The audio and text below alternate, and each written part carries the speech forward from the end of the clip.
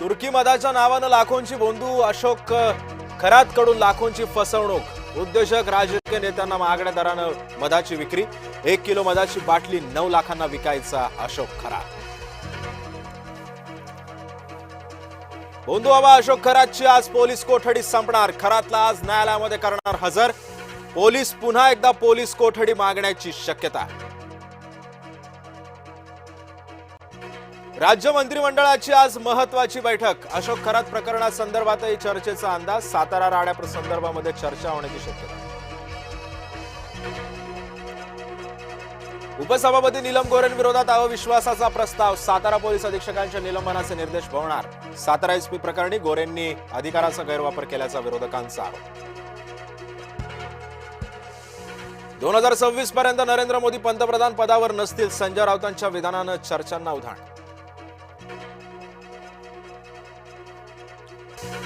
रात्री उशिरा वर्षा निवासस्थानी फडणवीस आणि शिंदेंमध्ये मंथन. सध्याच्या राजकीय परिस्थितीवर झाली चर्चा. जय महाराष्ट्राच्या सूत्रांची माहिती.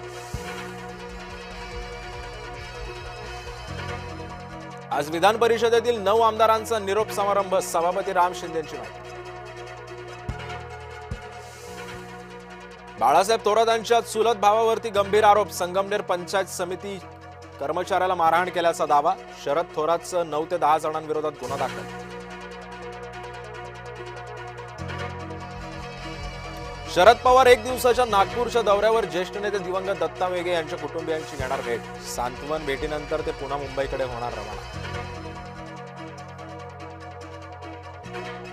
2011 नंतर 2027 मध्ये होणार जनगणना. 1 एप्रिल ते 30 सप्टेंबर दरम्यान पार पडणार जनगणनेचा पहिला टप्पा. तर जनगणनेचा दुसरा टप्पा फेब्रुवारीमध्ये 2027 मध्ये घेण्यात येणार. पंतप्रधान मोदींनी अमेरिकेविरुद्ध एकही शब्द उच्चारला नाही. ते 100% ट्रम्पच्या नियंत्रणाखालीच. राहुल गांधींचा जोरदार हल्लाबोल. रुपया प्रथमच 94 पार. महागाईचा होणार डबल वार. डॉलरच्या तुलनेमध्ये ऐतिहासिक निच्चांकावर.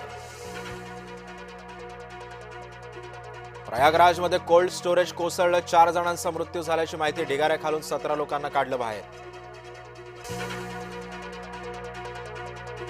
देशभरातील हवामानामध्ये वेगानं बदल. कुठे पाऊस, कुठे बर्फवृष्टी, तर कुठे कडक उन्हाळा. राजस्थानच्या बालोत्रामध्ये गारपीट, तर यूपीमध्ये पाऊसच पाऊस.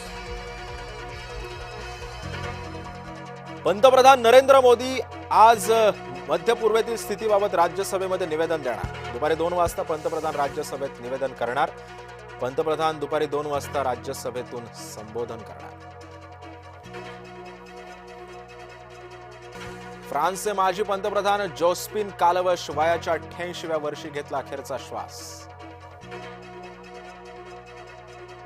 विठ्ठलाच्या पूजेसाठी आता ऑनलाईन नोंदणी. 1 एप्रिल ते 31 जुलैच्या कालावधीतील विविध पूजांच्या ऑनलाईन नोंदणीची सुविधा होणार सुरू.